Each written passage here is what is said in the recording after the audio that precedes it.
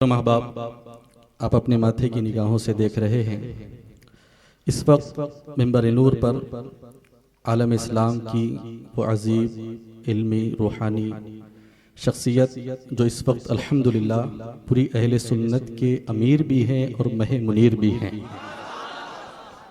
और आज की ये बज़्म नूर इमाम आज़म इमाम अबू हनीफ़ा रहमतुल्लाहि ताला अलैह की ज़ात बाबरकत से मंसूब है। अल्हम्दुलिल्लाह ये आपके मसलक के तर्जमान भी है, सिपह सालार भी है। और मसलक इमाम आज़म जिसे आज हम मसलक आला हज़रत कहते हैं, अल्हम्दुलिल्लाह ये आज इस मसलक के हकीकी और सच्चे सिपह सालार भी हैं और तर्जमान भी हैं। कोई माने या ना माने, हम ज़बरदस्ती मनवाने के कायल भी नहीं हैं। आला हज़रत ने पैगाम दिया था मुस्तफ़ा जाने रहमत के ग़ुलामों को, सोना जंगल रात अंधेरी छाई बदली काली है, सोने वालों जागते रहियो चोरों की रखवाली है। पैगाम ये दिया और इस पैगाम को सारी दुनिया में पहुँचाने के लिए इस ज़ाते बाबरकत का इंतखाब फरमाया। और ये बात मैं अपनी जानिब से नहीं कहता, मुझे याद है 2011 या 2012 में उर्स अमजदी के मौके पर मुर्शिद करीम ने खुद अपना एक ख्वाब बयान फरमाया था। तो मैं उसी ख्वाब की रोशनी में ये अर्ज़ कर रहा हूँ कि अल्हम्दुलिल्लाह ये ज़ात आला हज़रत का इंतखाब है। अब इनके सामने कोई तिफले मकतब आ करके अपने इल्मी कद को बड़ा करने की कोशिश करे तो उससे बड़ा अहमक और उससे बड़ा जाहिल कोई नहीं हो सकता। अल्हम्दुलिल्लाह हम आपके वफादार हैं, आपके गुलाम हैं, आपके कफ्श बरदार हैं। आपका हम पर एहसान है कि आपने हमें मसलके आला हज़रत की पहचान कराई है, आपने हमें लज्जते खुद आशनाई करवाई है। सुभान अल्लाह। हैं सरापा फजलो कमाल सैयदी ज़ियाउल मुस्तफ़ा, हैं सरापा फजलो कमाल सैयदी ज़ियाउल मुस्तफ़ा, हैं बिल यकीन हक की पहचान सैयदी ज़ियाउल मुस्तफ़ा। नूरे निगाहे हाफिज़े मिल्लत मुफ्ती आज़म के हैं अजीज़, है सदरुश शरिया का फैज़ान सैयदी ज़ियाउल मुस्तफ़ा। और दुश्मनाने मुस्तफ़ा के लिए खंजरे खूंकार बरक़बार, मसलके रज़ा के हैं तर्जमान सैयदी ज़ियाउल मुस्तफ़ा।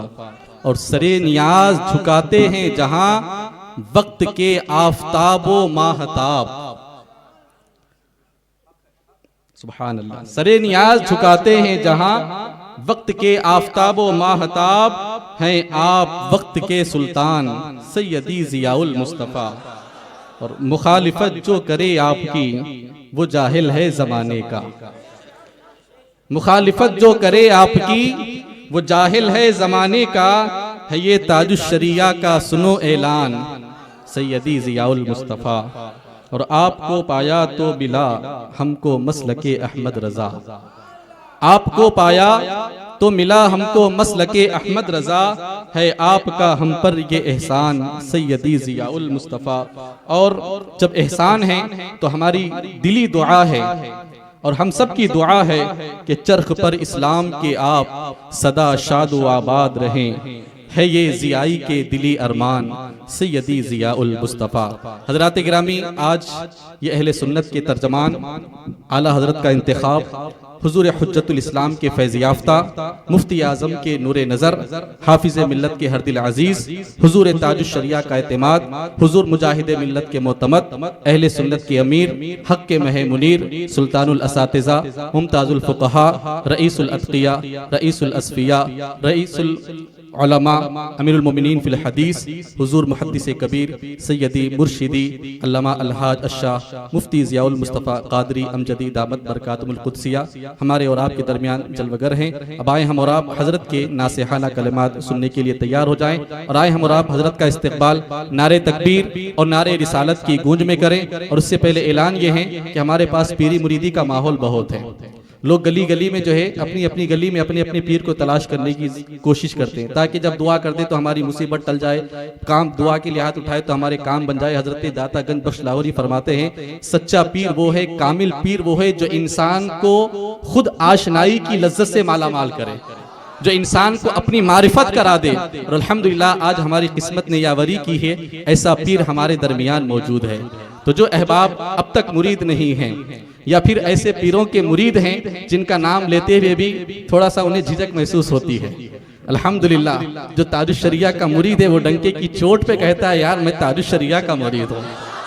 अल्हम्दुलिल्लाह, हम मुर्शिद करीम के मुरीद हैं, एक नहीं दो नहीं लाखों के मजमे में खड़े होके बोलते हैं अल्हम्दुलिल्लाह हम हुजूर मुहद्दिसे कबीर के मुरीद हैं।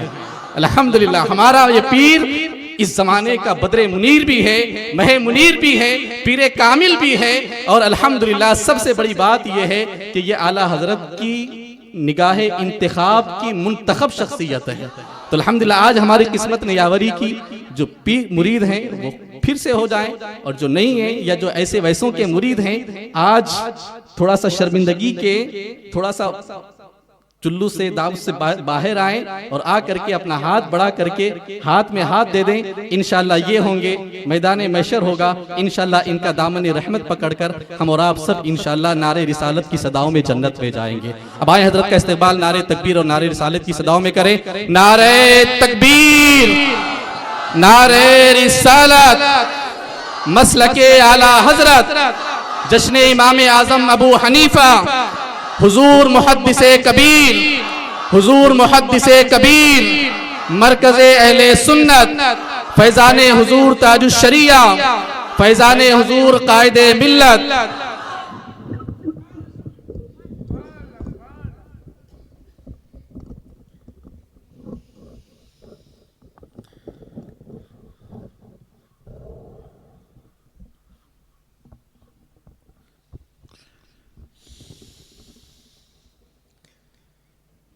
इसको छोटा करो।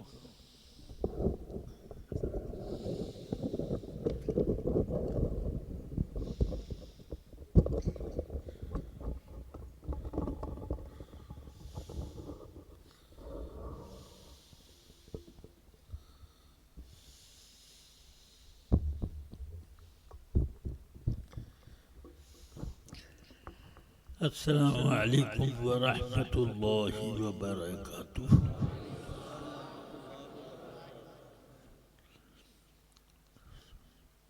अल्हम्दुलिल्लाहि रब्बिल आलमीन हम्द शाकिरीन वस्सलातु वस्सलामु अला सय्यिदिल अंबियाइ वल मुरसलीन क़ाइदिल गुर्रिल मुहज्जलीन शफ़ीइल मुज़निबीन वअला आलिहि व अस्हाबिहि हुदाति अक़वामिद्दीन वअलैना मअहुम या अर्हमर राहिमीन। अम्मा बअद, फ़अऊज़ु बिल्लाहि मिनश शैतानिर रजीम। बिस्मिल्लाहिर रहमानिर रहीम।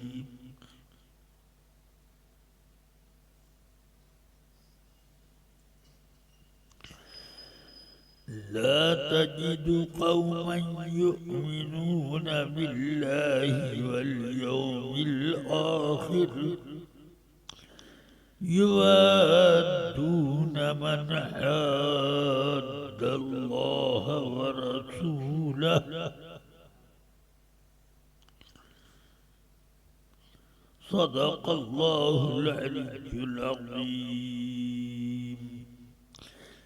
एक मर्तबा नहायत एहतराम के साथ दुरूद शरीफ का विर्द करने अल्लाहुम्मा सल्लि अला सय्यिदिना व मौलाना मुहम्मदिन मअदिल जूदि वल करम व अला आलिहि व अस्हाबिहि व बारिक व सल्लिम। रफ़ीक़ान गिरामी, अज़ीज़ान मिल्लत,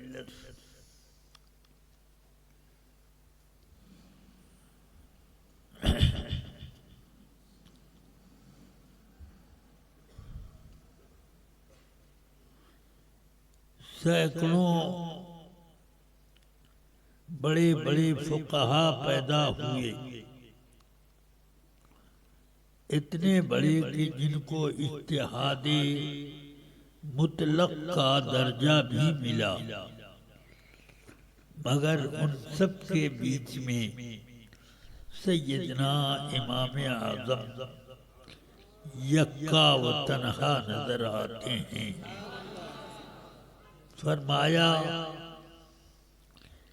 इमाम शाफिई अलैहिर्रहमा ने अन्नासु फिल फिक्हि अयालुन अला अबी हनीफा, इल्मे फिक्ह के बारे में जितने भी उलमा हैं सब अबू हनीफा की परवरिश से वो फिक्ह वाले हैं। खुद इमाम शाफिई ये भी कहते हैं, जब तक मैंने इमाम अबू हनीफा की फिक्ह की किताबें न पढ़ी, मुझे फिक्ह न आई। दूसरी जगह फरमाते हैं कि मेरी माँ बेवा हुई तो उसके बाद उन्होंने जब तक इमाम मोहम्मद इब्न हसन शैबानी मुहर्रिरे मज़हब नुमानी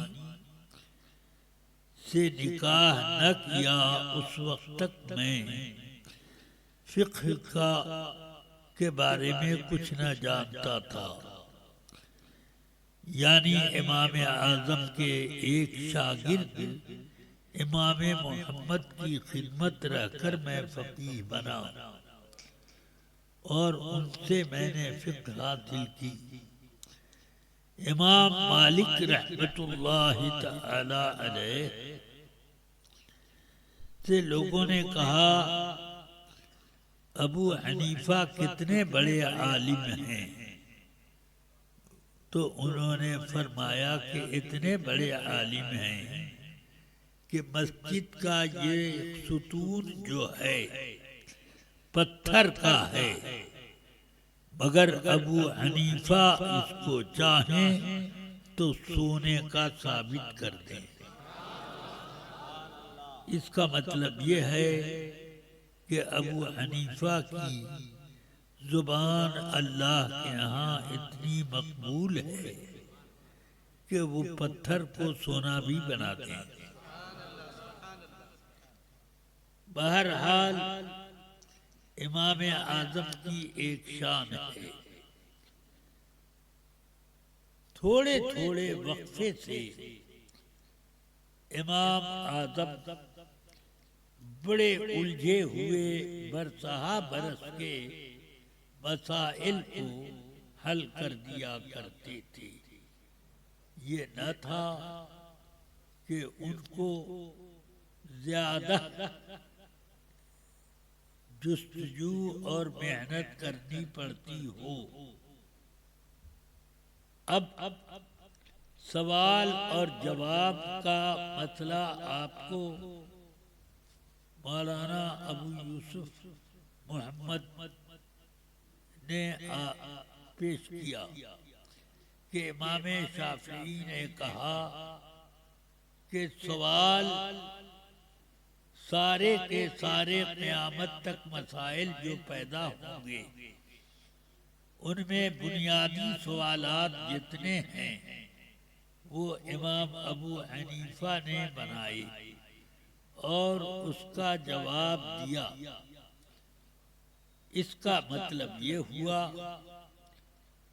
कि जब तक कोई सवाल न होगा तो शरीयत का कोई जवाब भी न आएगा। मिसाल के तौर पर किसी आदमी ने अपनी बीवी को कहा, जा तू आजाद है, तो इसमें उसको तलाक पड़ी कि न पड़ी, दो लफ्ज उसने कहे जा, एक लफ्ज कहा तू आजाद है, पड़ी कि न पड़ी, ये एक सवाल है।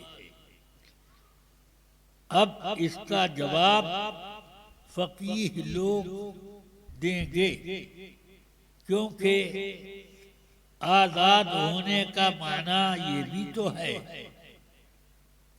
कि तू किसी की बीवी नहीं है, मेरी भी बीवी नहीं है, आजाद है, मेरी बंदिश में नहीं है तू, और मेरे घर में रहने की जरूरत नहीं, जा। इससे ये भी मुराद लिया जा सकता है कि उसने ये छोड़ने के लिए कहा, और ये भी हो सकता है कि उसको ये कह रहा है कि तुम्हारी तबीयत में आज़ादी बहुत है। तो अब ये इस वजह से इमाम आज़म ने ये एक सवाल पैदा किया, इसका जवाब कि अगर नीयत हो तो ये हुक्म, नीयत तलाक की ना हो तो ये हुक्म। ये जवाब इस तरह से होता है। अब आप सोचिए कि वो सवाल ही तो था कि एक शख्स आया, अपनी बीवी से लड़ा कर इमाम अबू सुफियान सौरी रज़ी अल्लाह अन्हु के पास, वो इमाम आज़म के ज़माने के बहुत बड़े फकीह थे। तो अब उन्होंने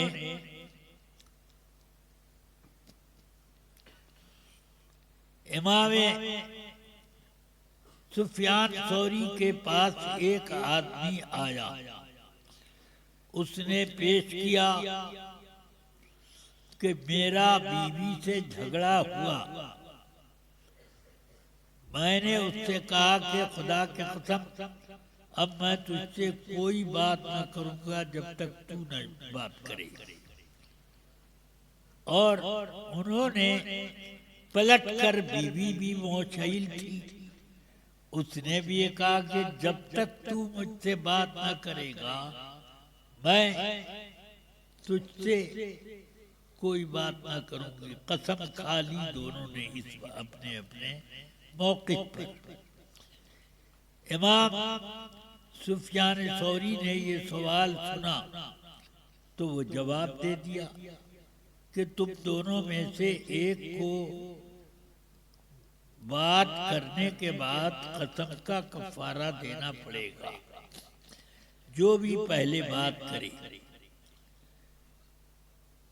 आदमी इमाम आज़म के पास आया, उन्होंने फरमाया जा तू अपनी बीवी से बात कर, कोई कफारा वफारा नहीं। इसका मतलब ये है कि इमाम आज़म की नजर में ये सवाल पहले ही था। समझ में आई बात? इसलिए उसका जवाब चटपट दे दिया। इसी तरह आप ये सोचें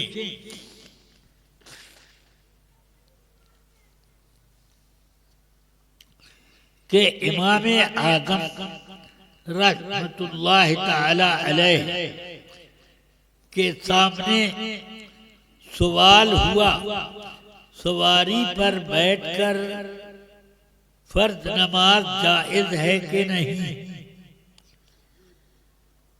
मगर इमाम आज़म ये नहीं कहते हैं जायज है, ये भी नहीं कहते नाजायज है। अब तक़सीम फरमाते हैं, वो सवारी पानी में चलने वाली कश्ती है या वो सवारी घोड़े और ऊंट की तरह है या छकड़ा है, क्या है? अगर पानी पर चलने वाली सवारी है तो उसको रोकने के बाद आदमी रोक नहीं सकता, और उससे उतरने के बाद आदमी जमीन पर पहुंच नहीं सकता। फरमाया आकाए कायनात ने कि जो इलत लियल अर्द कुल्लुहा मस्जिदन, पूरी जमीन हमारे लिए मस्जिद बनाई गई है। ऐनमा अदरकत नस्सलातु नुसल्ली, जहां भी हमें नमाज का वक्त आ ले तो वहां नमाज पढ़ लेंगे। तो इसका मतलब है कि जमीन तो हमारी नमाज के लिए मुकर्रर है। सवारी जमीन पर चल रही हो तो जमीन पर नमाज पढ़नी होगी, और अगर पानी पे चल रही है तो तुम जमीन पर पहुंचे कैसे? बताओ। अगर तुम कश्ती से उतर भी गए तो नहीं पहुंच सकते। इसलिए अब नमाज जायज नहीं है। जमीन पर चलने वाली सवारियों पर, और बिला शुबहा जायज है पानी पर दौड़ने वाली कश्ती और जहाज पर फर्ज नमाज भी हो जाएगी कि उसमें आदमी का उज्र अपने से नहीं पैदा हुआ, बल्कि पानी को अल्लाह ने ही ऐसा बनाया कि आदमी उस पर उतरे तो जमीन तक नहीं पहुंच सकता, रोके तो वो रुक नहीं सकती। कश्ती को आप रोक के लंगर डाल दीजिए, जब भी ऐसे ऐसे ऐसे ऐसे करती रहेगी, समझ गए आप? और जमीन पर खड़े होंगे तो जमीन तो ऐसे ऐसे नहीं करती है। यह है। तो इस तरह इमाम आज़म बहुत बारीक बारीक मसाइल की तखरीज करते थे। इसमें आपने दो किस्में की, एक उज्रे समावी, एक उज्र बंदे की तरफ से मिल जहतिल अब्द।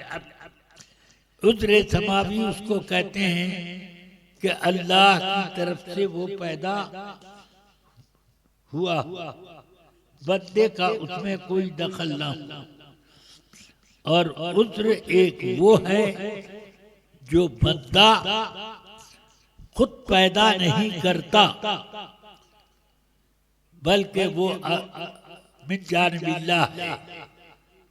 तो अब उज्रे सबावी हो तो आप तयम्मुम भी कर सकते हो, और उज्रे समावी हो तो सवारी पर नमाज भी पढ़ सकते हो।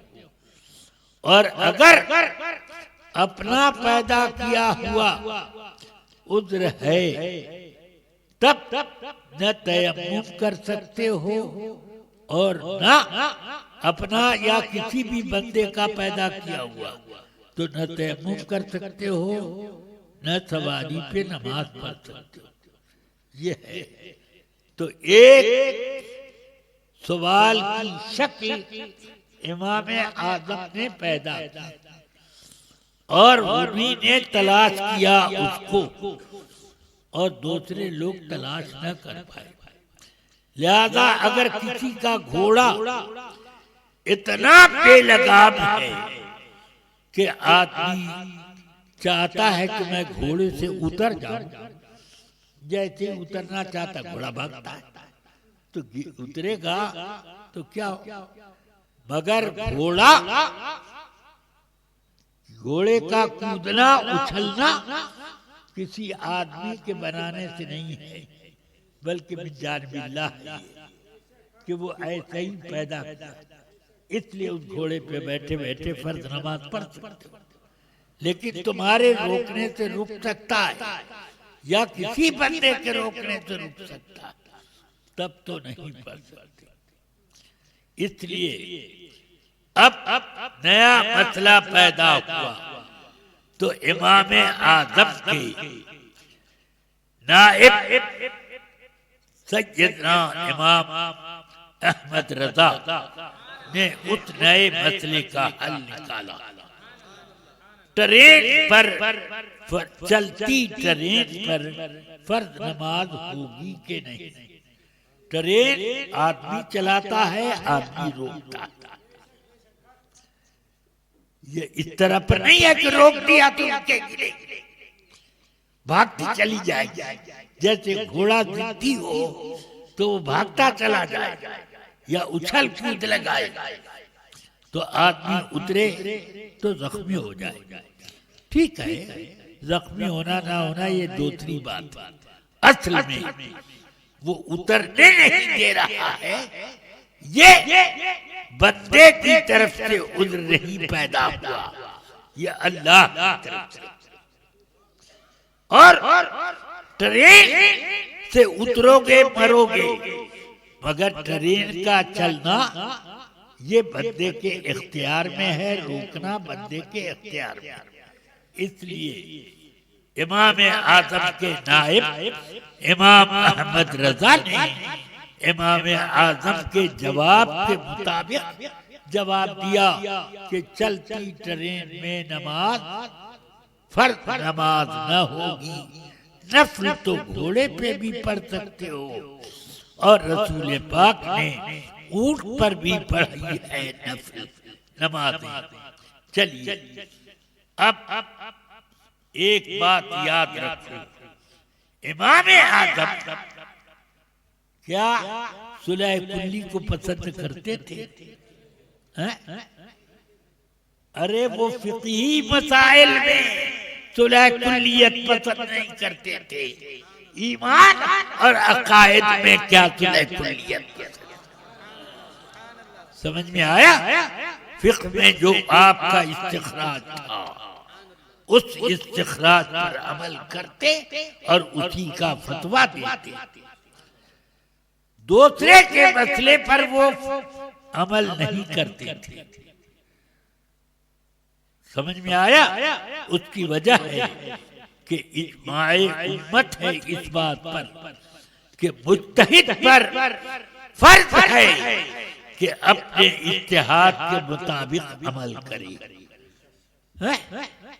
तो मोमिन पर फर्ज है कि अपने ईमान की हिफाजत करे और ईमान के तकाज़ों के साथ रहे, उन पर अमल करे।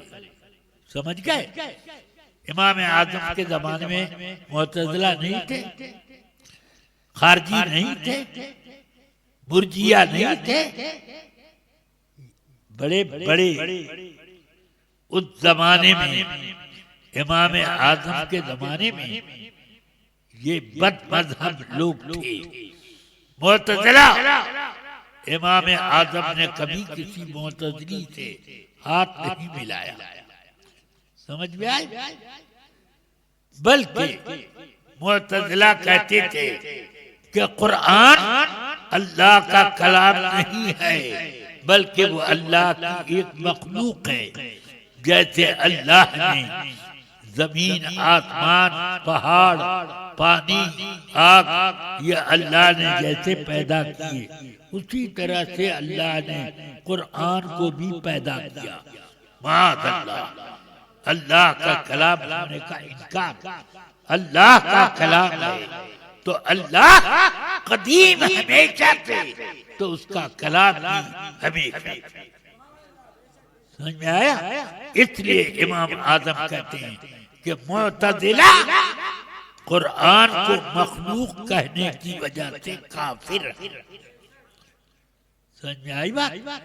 सुलह नहीं थी, सुलह नहीं थी, उनसे जरा भी उनके साथ मिलते भी नहीं थे। समझ में आई बात? अब इसी तरह खारजी आपके जमाने में था। खारजियों का बहुत बड़ा गुरु उस ज़हाक के साथ था। इमाम आजम के वो मुखालिफ थे, मगर इमाम आज़म रहमतुल्लाह तआला अलैह उससे बचकर रहते थे और उनसे कभी मिलते नहीं थे। ज़हाक खारजी वगैरह से बेजार उनके बारे में आपने फतवा दिया कि उनसे मिलना जुलना हराम। तो इसका मतलब ये हुआ कि ये आला हजरत ही नहीं, ये फतवा अकेले नहीं दिया है, आला हजरत की इमाम अबू हनीफा ने वही फतवा दिया। और इमाम आज़म कितने ज़हीन थे ये भी सोचो। 20-25 या ज्यादा आदमी इमाम आज़म के पास आ गए। कहें आप कहते हैं कि इमाम के पीछे क़िराअत जायज़ नहीं है। इमाम के पीछे हम लोग खड़े होते हैं तो क्या अल्हम्दुलिल्लाह रब्बिल आलमीन अर्रहमान अर्रहीम पढ़ते, बल्कि इमाम पढ़ रहा है, अगर आवाज आ रही है तो सुन रहे हैं, नहीं आवाज आ रही है तो तब भी चुप है। मगर दूसरे लोग ये कहा करते थे कि कुरान हर नमाजी के ऊपर पढ़ना फर्ज है।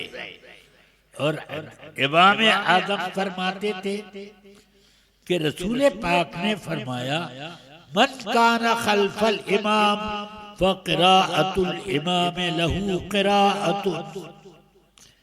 जो आदमी इमाम के पीछे नमाज पढ़े तो इमाम की क़िराअत इसकी तरफ से भी हो गई, मुक़्तदी की तरफ से भी हो गई। अब बहुत से लोग इकट्ठा हो गए मुनाज़रा करेंगे। तो अगर मुनाज़रे में इमाम आज़म हदीस पेश करते तो वो लोग उसमें कहते यह हदीस ज़ईफ़ है, इस हदीस के खिलाफ फलां दूसरी हदीस है, ये है वो है, ये सब बोलते। इमाम आज़म ने उन सब का एक लफ्ज में जवाब दिया, कहा भाई इतने लोग तुम लोग आए हो मुझसे मुनाज़रा करने, इतने लोगों से कैसे मैं बैक वक्त बात करूंगा? बोलो 10 आदमी एक साथ मुझसे सवाल करें तो 10 का जवाब एक साथ कैसे मैं दूं? एक बोले तो जवाब ले, दूसरा बोले अब वो जवाब ले, ये तो हो।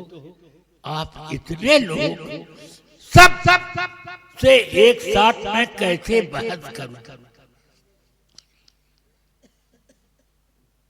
ऐसा करो कि तुम लोग अपने में से एक आदमी को मुकर्रर कर दो, वो बात करे तो वो सबकी बात हो।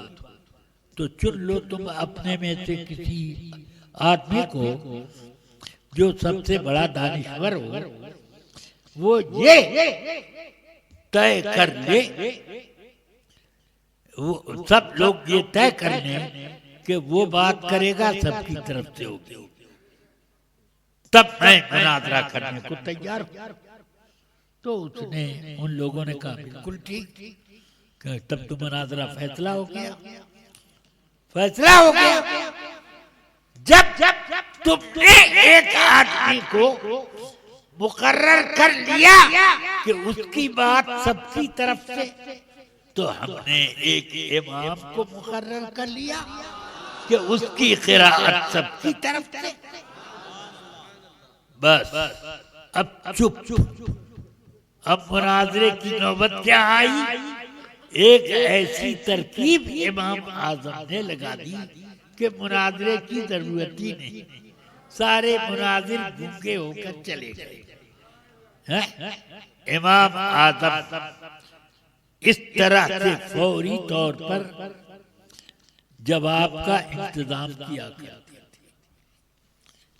सवाल और जवाब समझ गया? इमाम आज़म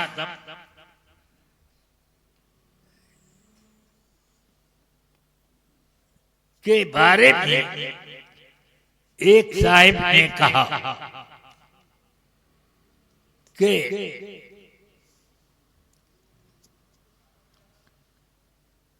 एक साहिब ने ये कहा कि हम लोग हनफी हैं, इमाम अबू हनीफा की फिक्र पर अमल करते हैं, तो हमको हनफी मानते हैं कि नहीं? तो एक आलिम साहब ने कहा हाँ हनफी तो मानते हैं। मुझसे पूछा गया, मैंने कहा मैं उनको हनफी नहीं मानता, भले वो अपने आप को हनफी कहें। क्यों नहीं मानते आप? फिक़े हनफी पर अमल करते हैं। मैंने कहा फिक़े हनफी पर अमल करते तो रसूल हज़रत सैयदना इमाम अबू हनीफा ने कौवा खाना हराम किया, ये लोग क्यों खाते हैं? उन्होंने हराम कहा, ये लोग क्यों खाते हैं? इसके अलावा इनके कई मौलवियों ने लिखा कि चमगादड़ का गोश्त खाना जायज है, इमाम आजम कहते नाजायज है। समझ गए? ये लोग अकीदा रखते हैं कि बुजुर्गों का हाथ चूमना नाजायज है, ये शिर्क बिदअत है।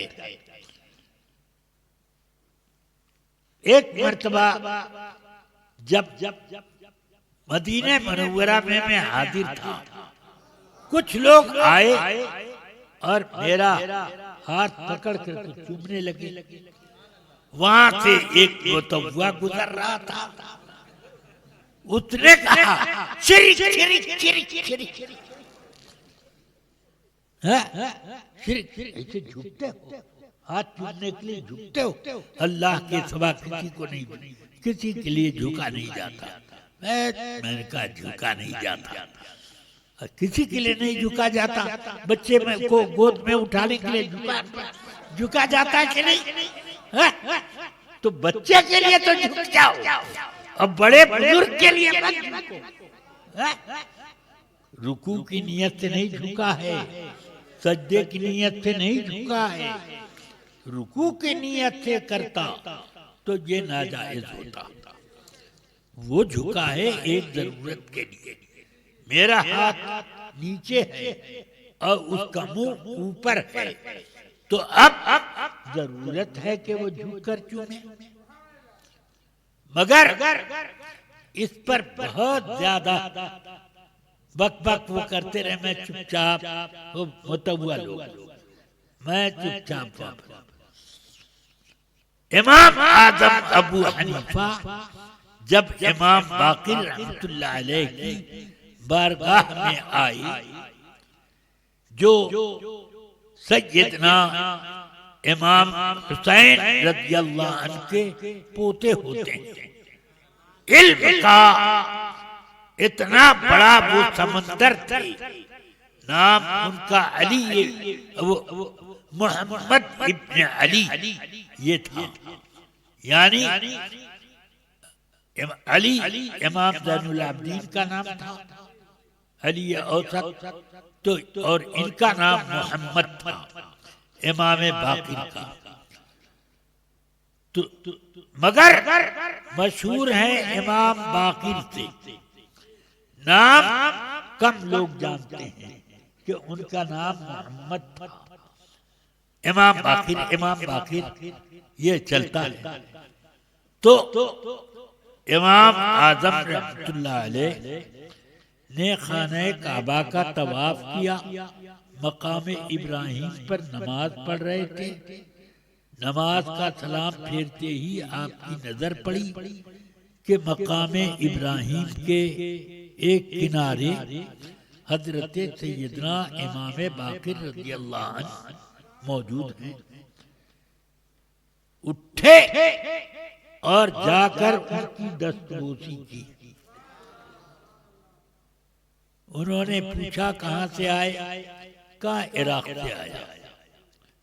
अच्छा, इराक में तो एक अबू हनीफा है। नहीं पूछा कि क्या नाम है? कहें कि मेरा नाम अबू हनीफा नुअमान है। तो इराक में एक अबू हनीफा तो वही है जो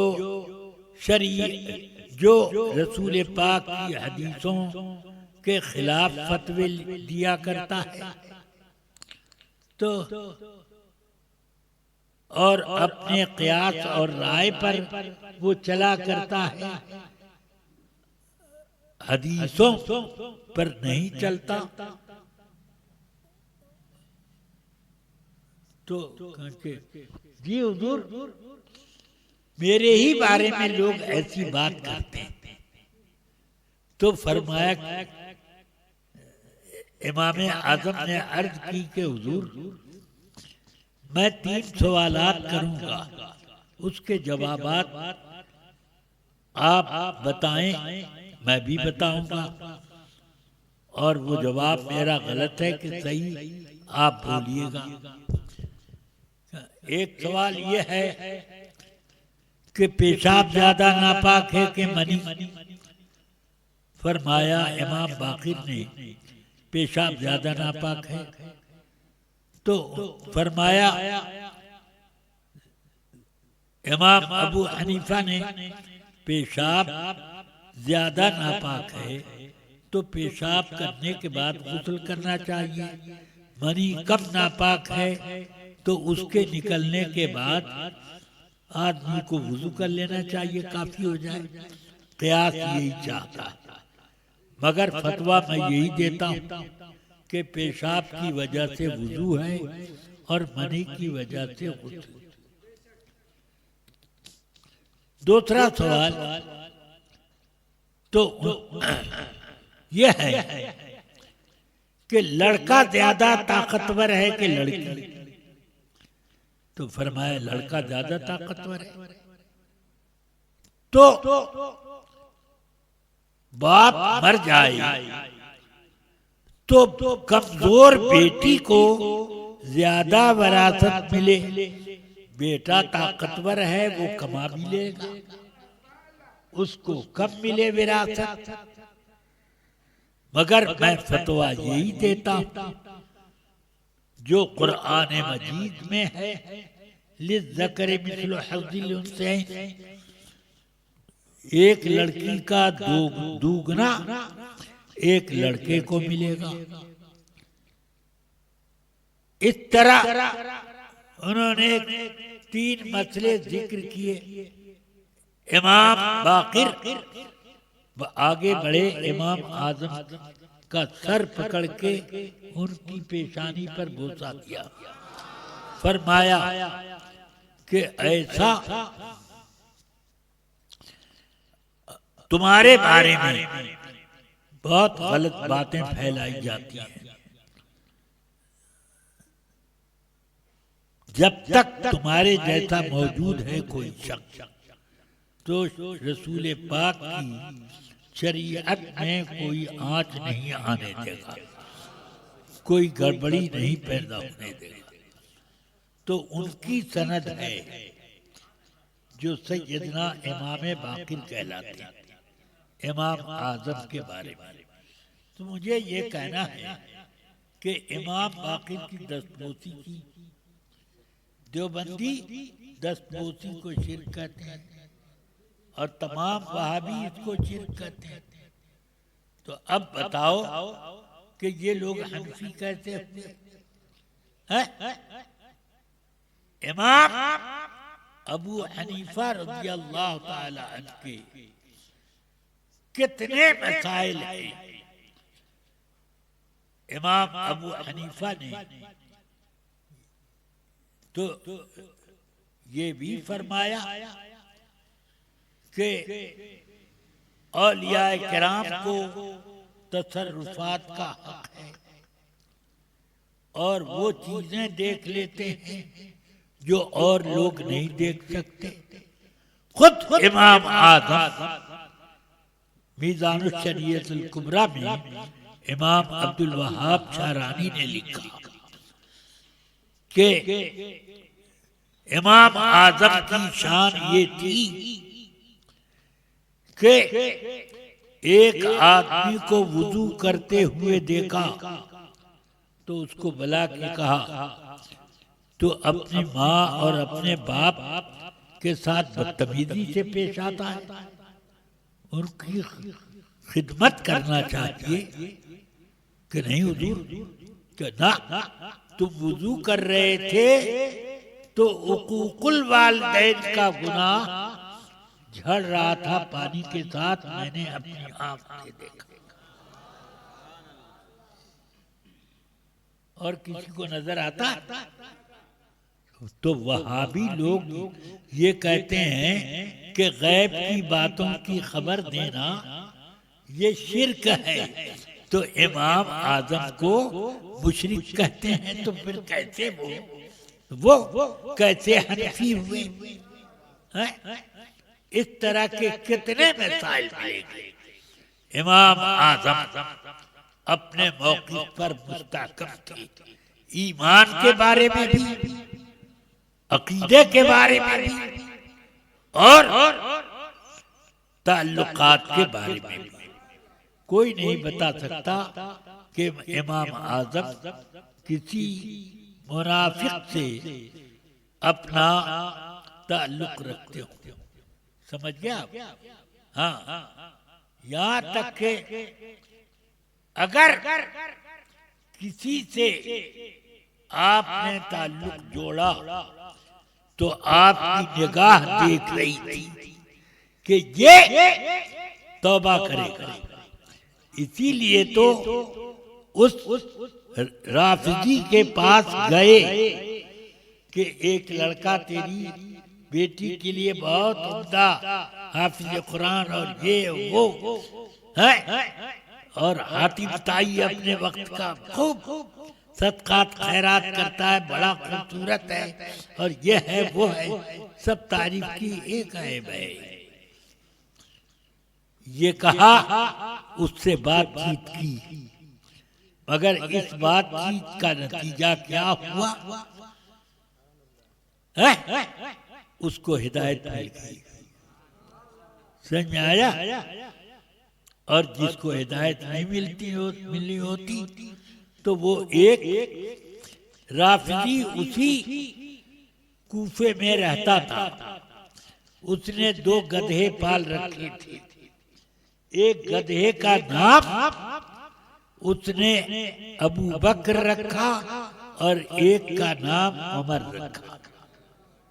ये सिर्फ तौहीन के लिए किया गया, तौहीन करने। तो एक रोज उसके गधों में से एक गधे ने ऐसी लात मारी उसको कि उसका सर फट गया, मर गया। इमाम आजम को खबर मिली कि वो खबीस मर गया। कैसे? कि गधे, उसी के गधे ने लत्ती मार दी उसको, कि उसी ने मारी होगी जिसका नाम उसने उमर रखा था, उसी ने मारी। हाँ, तो नाम का असर ये हुआ। समझ गए? तो इमाम आजम कहाँ तक नजर रखा करते थे।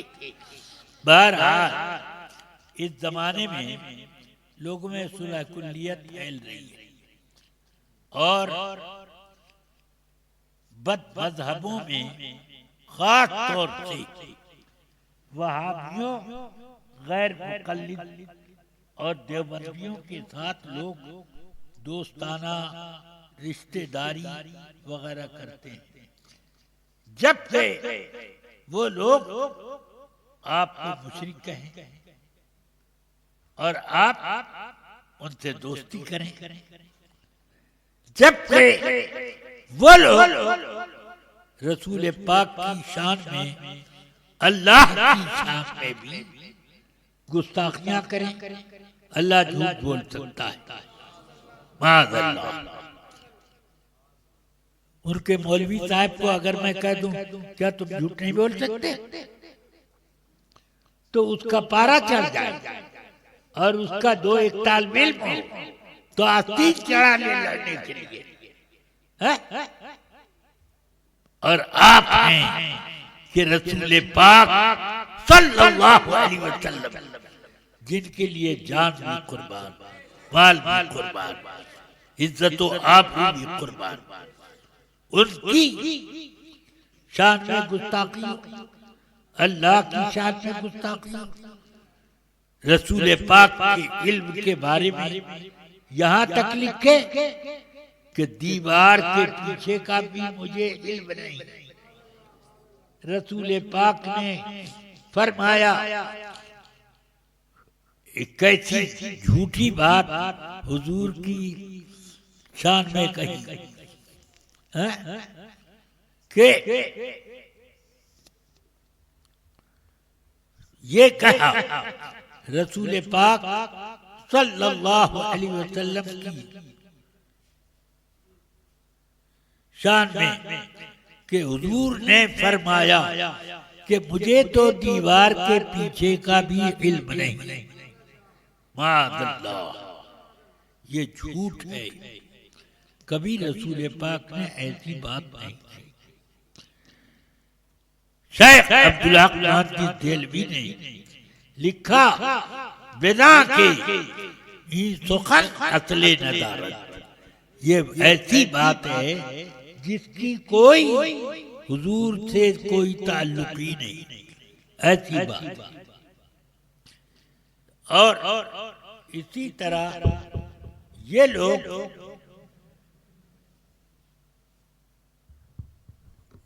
कहते हैं कि हमारे जैसे थे, पढ़ते हैं कुल इन्नमा अना बशरुम मिस्लुकुम। ए प्यारे महबूब, आप कह दें मैं तुम्हारे जैसा एक आदमी हूं, एक बशर। आप ऐलान कर दें कि मैं तुम्हारे जैसा बशर हूं। सुभान अल्लाह, क्या बात है। रसूल पाक को जब ये हुक्म दिया गया तो उसके साथ यूहा इलैया भी है? अब मिस्ल के माने तुम्हारे बराबर, तुम्हारे जैसा, बिल्कुल ये होता ही नहीं। मिस्ल के माने ये है कि ये वो एक मिस्ल नजर आता है, यानी एक रंगो रूप में, एक सूरत में। तो मैं तुम्हारी तरह बशर की सूरत में हूं, मगर मेरे ऊपर वही आती और तुम पर वही नहीं आती। फर्क हो गया कि नहीं? रसूल पाक ने कई हदीसों में फरमाया है, लस्तु कमिस्लिकुम अय्युकुम मिस्ली, तुम में से कौन है जो मेरे जैसा? किनसे कहा? सहाबा से कहा। सहाबा से कहा।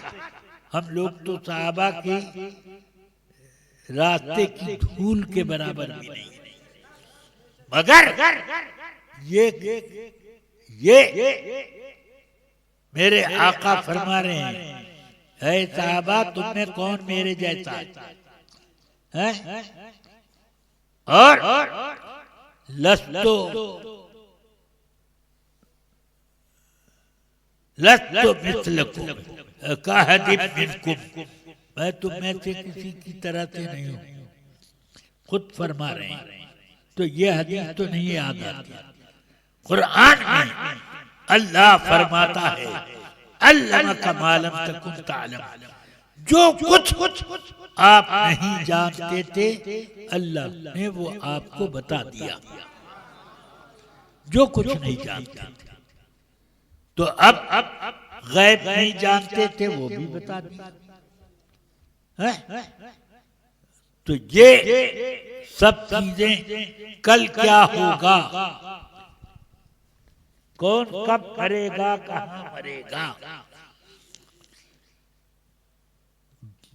माँ के पेट में बच्चा है कि बच्ची है, या कुछ भी नहीं है,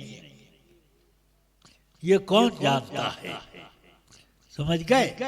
एक तरह से डॉक्टर तो बता दें बिटवा है बिटिया है, मगर उसी रोज बताएंगे जब उसका आलय तनासुल पैदा हो जाए।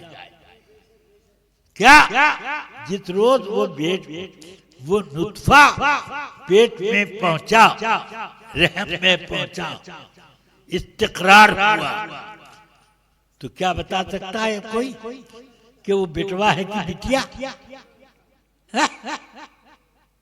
कोई नहीं बता सकता। मगर मेरे आका सल्लल्लाहु अलैहि वसल्लम ने हजरत अजली को ये बताया कि अगर तेरी बीवी झूठी है तो फला के जैसा एक बच्चा बेटा पैदा करेगी, और वैसा ही हुआ। समझ में आई बात?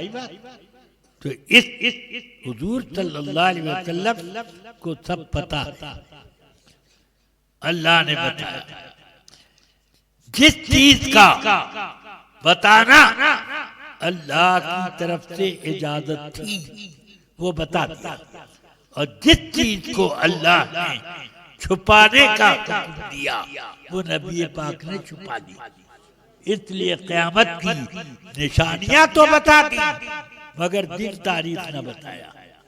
फला सन की फला तारीख फला हफ्ते में जुमे के दिन ये होगा वो होगा, ये सब नहीं बताया।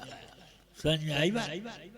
अलामतें बहुत बता दी, ऐसी अलामतें बता दी कि जिस अलामत के बाद क़यामत आनी ही है। दज्जाल के बारे में बताया कि है? ये गैब का इल्म है या ये जाहिर का इल्म है? तो अब मेरी नस्ल में एक शख्स पैदा होगा जिसका नाम मेरे नाम पर, उसके बाप का नाम मेरे वालिदे माजिद के नाम पर होगा, और वो आएगा तो दुनिया से सब गुमराहियां मिटा देगा। समझ में आई बात? तो ये इमाम महदी के बारे में फरमाया। हज़रत ईसा अलैहिस्सलाम के बारे में ये फरमाया,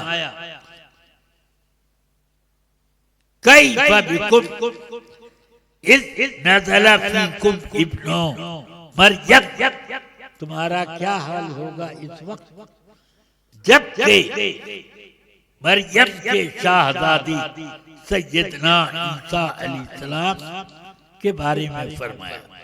जब ईसा अलैहिस्सलाम आएंगे वह इमाम हुकुम मिनकुम, और तुम्हारा इमाम तुम्ही में से होगा। एक इसके दोनों माने कि हज़रत ईसा अलैहिस्सलाम आएंगे तो वो इमाम बनेंगे तुम्ही में से होकर। क्या मतलब? मेरे उम्मती बनकर। और ये माना भी हो सकता है इमाम हुकुम मिनकुम, वो इमामत नहीं करेंगे, तुम्ही में से एक यानी इमाम महदी वो इमामत करेंगे। दोनों माना सही है, और दोनों होगा, दोनों होगा। इमामत कुबरा अगर मुराद ली जाए और इमामत सलात मुराद ली जाए तो इस एतबार से हज़रत सैयदना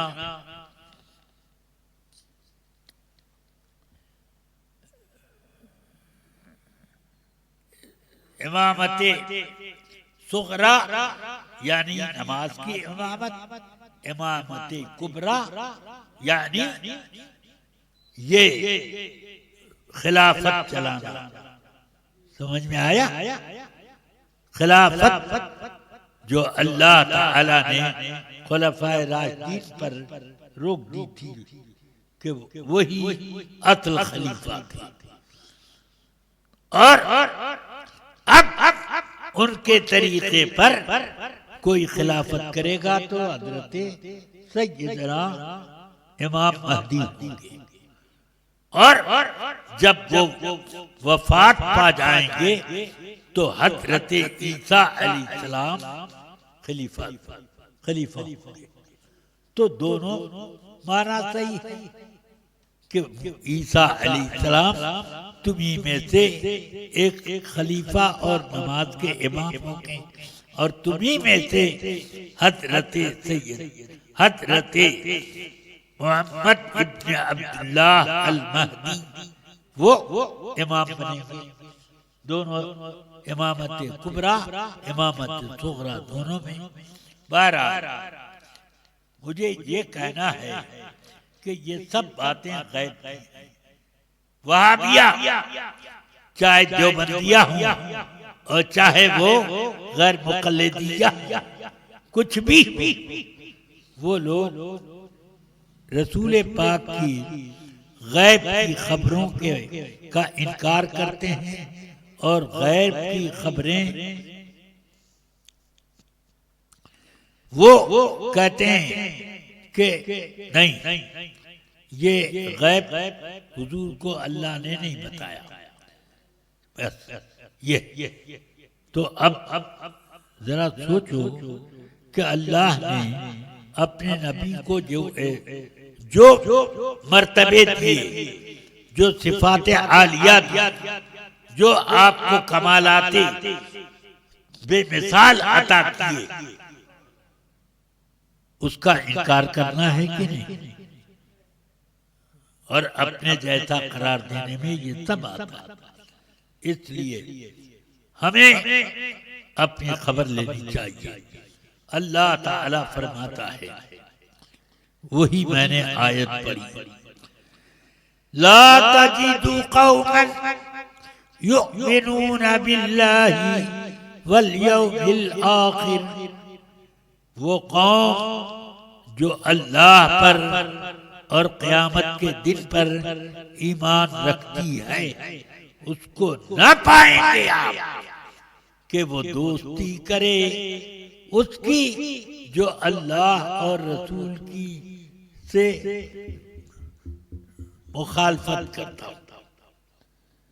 युवादून मन हाद्दल्लाह, जो दोस्ती करे उनके साथ जो अल्लाह और रसूल से मुखालफत करते हैं।